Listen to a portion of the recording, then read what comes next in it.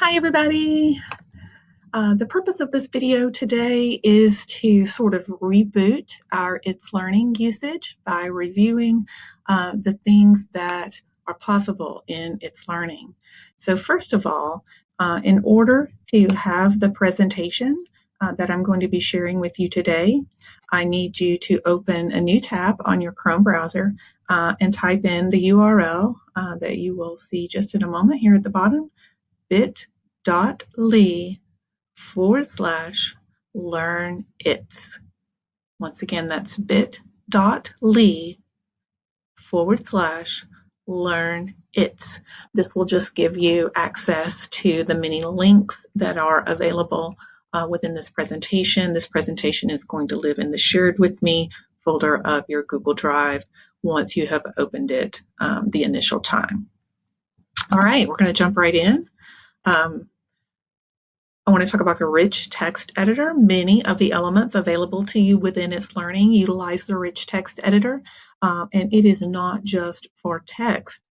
So I want to make sure you know that we can add links and tables to our text editor. We have the ability to add images. These are best as uploaded images, not links from the web, and not copy-paste. You can record audio. This is very useful for our younger students. If you are on a Chromebook or a laptop that happens to have a webcam, then you can also record video. As a side note, your teacher laptop does not include a webcam.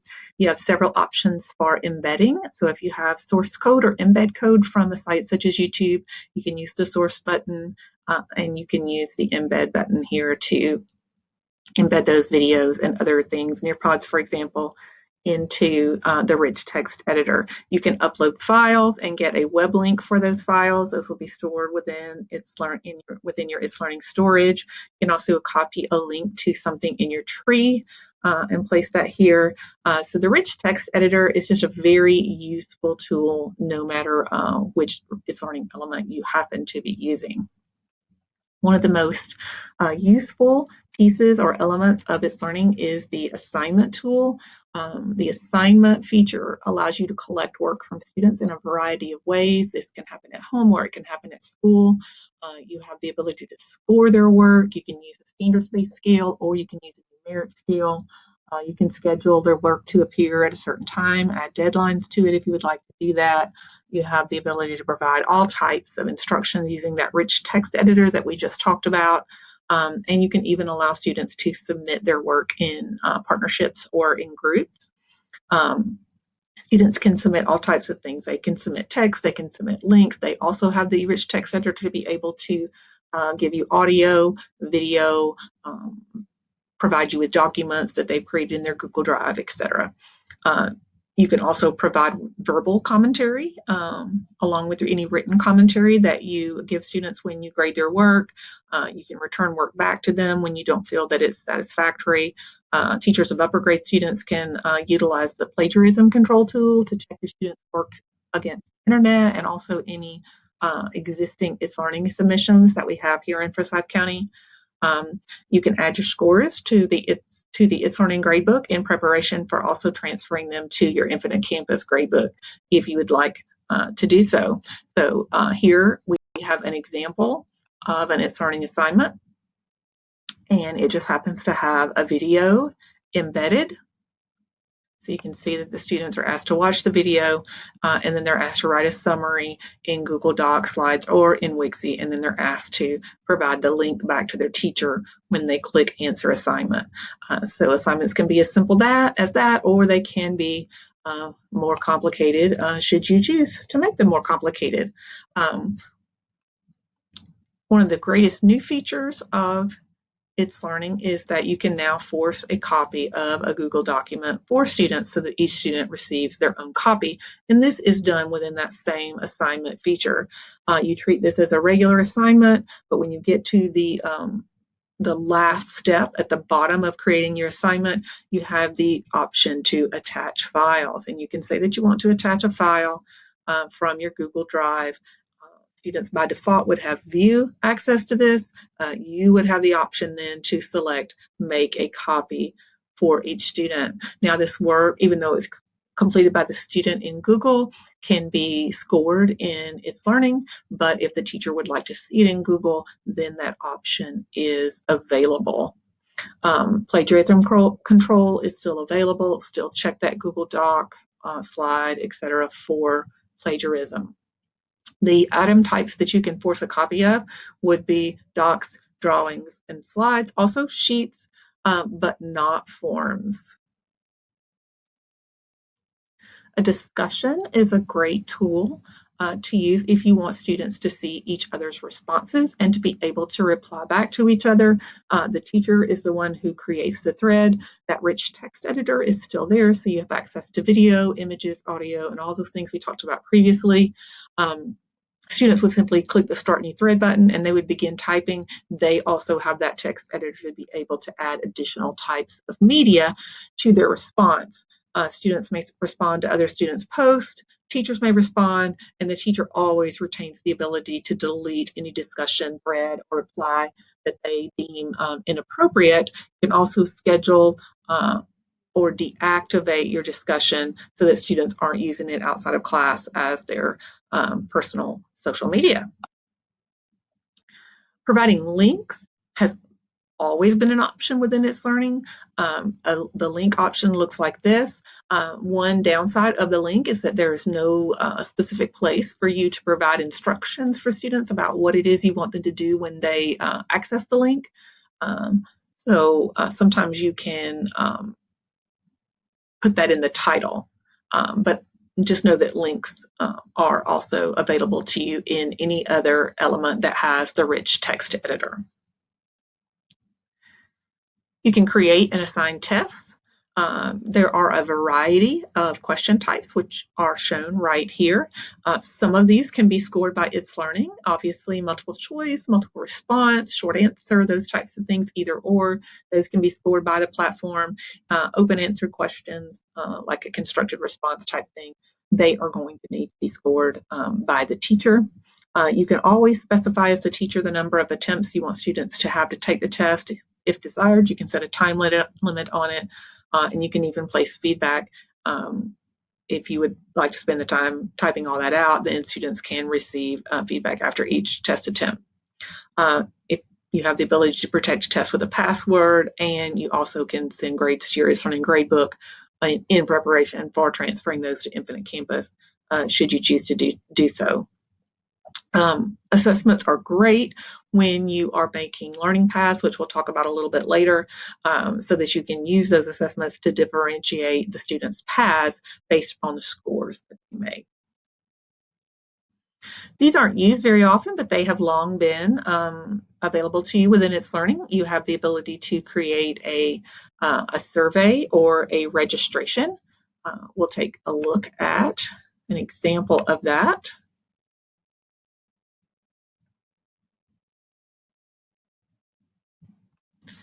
So this is just a sign up. This is an example of a registration.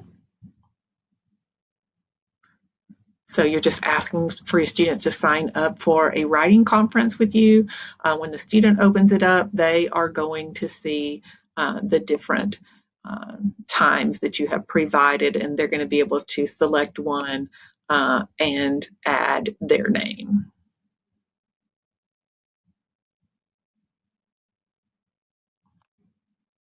In the next example, we're looking at a survey.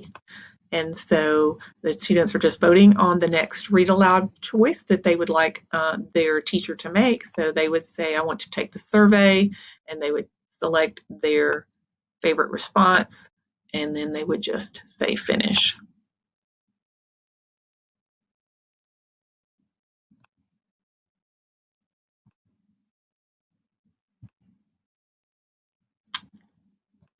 You can embed a student-paced Nearpod lesson into itslearning, into any of those elements that use the rich text editor.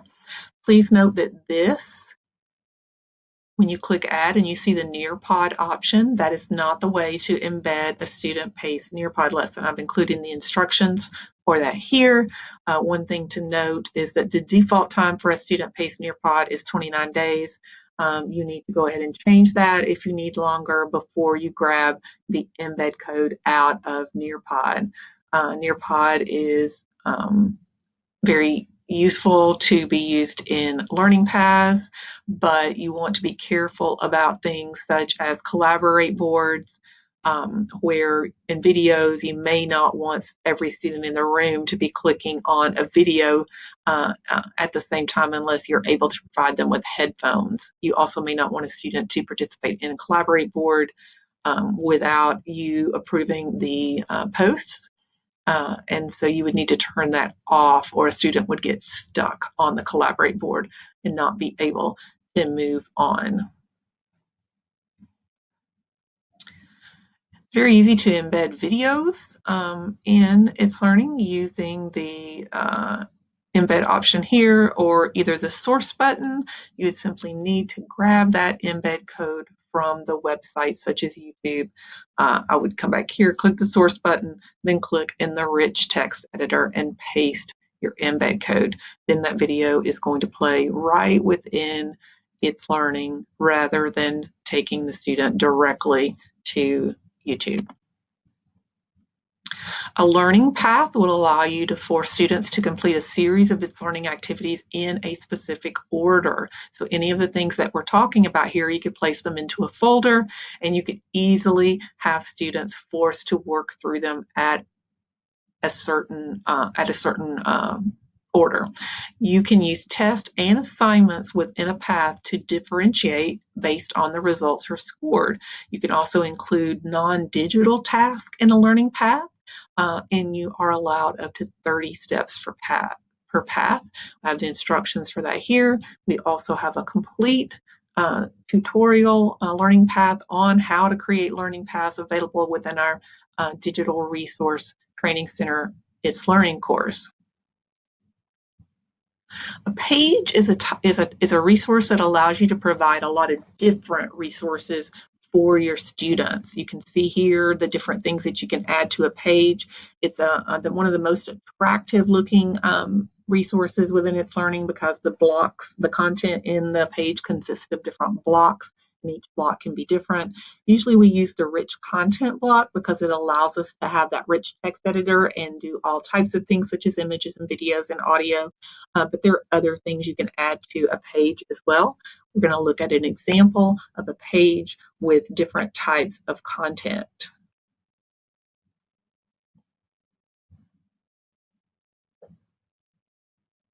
So here on this page, we have some text that also includes images. It includes a link. We have a poll over here on the right-hand side. I could say summer and vote, and then the results update as students vote.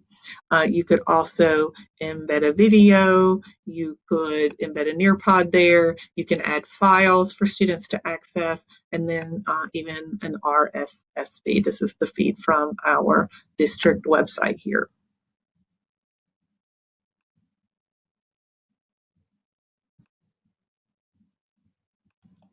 A note is very similar to a page, except it does not utilize blocks of content. It's simply a blank page, and it's very linear, all your content, even though you could add the same types of things that are always available within the rich text editor. They're just going to appear in a linear fashion. There are no submissions in a note. It's just something for students to glean information from. You could also add a task. A task allows students to read the directions and then toggle yes or no to show whether they've done that particular task or not. It utilizes the rich text editor, so you can still have the ability to provide videos and other links there. It was typically in the past used for work that was completed outside of itslearning. It was not a highly used element of itslearning for that purpose, but now it has become a very useful tool in learning paths. If you want your students to go non-digital or go outside of itslearning to some other website, you can include that in a task, and it holds the student up until they've completed that and then come back and said, yes, I've completed that activity. You can always add files and folders. I think most of you are very familiar with that. A folder is useful for organizing all the content and creating a course structure that makes it easy for you to find things and for your students, although we should always be providing links for students to the tree items within the planner so that they do not have to go searching through your tree. Permissions are something that can be useful for allowing students to have greater control within your itslearning course. You can assign edit permissions to specific groups of people within folders for your course. So, for example, you could create a folder for each student or for specific students, which they can be able to view, use, and edit if you would like them to do that. You can give them permission to upload or edit within that folder so they can provide links and things for you there, or they could even create there by creating their own pages, notes, and so on. This is a great way to modify work for ESOL, SPED, gifted EIP type students, anybody that has a flag in IC, because the ESOL, EIP, SPED teacher, et cetera, can copy the work that has been provided by the gen ed teacher, place it in the folder for that student, and modify it, and then only that student that has been permissioned to see that folder will even know that it's there. So there are some examples here of instructions how you can make that work. The Just Too Easy Infant Tools is an add-on that we have purchased district-wide for our elementary schools, and this is a tool that would be mostly used by our primary grades, K1, maybe 2. It is specifically designed for younger users. It has colorful backgrounds, and there are a lot of different types of activities you can see over here on the right that a student can do with this. I see that it's primarily used for writing and drawing, but there are tons of other things here that students would be interested in.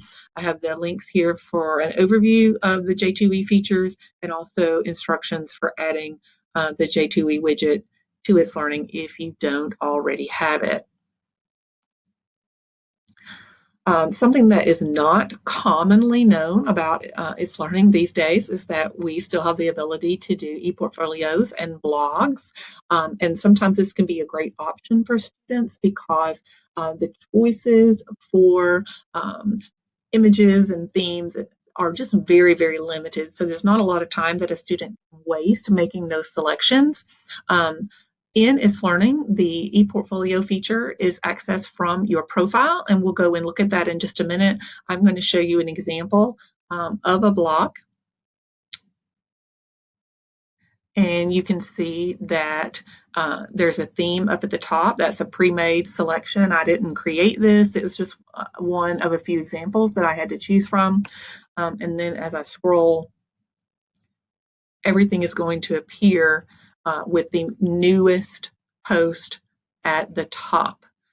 So students don't really have the option to drag and drop or really change a lot of things. So it helps them to focus right in on what they want to say, since we're not spending a lot of time dealing with font selections and so forth. They have the ability to provide an About Me page. And then if they wanted to do an e-portfolio, that can be part of it as well. And they can add all types of items that they feel they'd like to share. So if you are in itslearning, the blog feature is accessed by going to your profile picture. You'll click there and just scroll down. You see ePortfolio, and that is going to take you to this page where you can update the About Me page, the blog page, or you can create different portfolios. You can also go into your settings and permissions to say who has access to these things. So students can give access to their teacher only, or you can set it so that anyone that you give the link to would be able to access.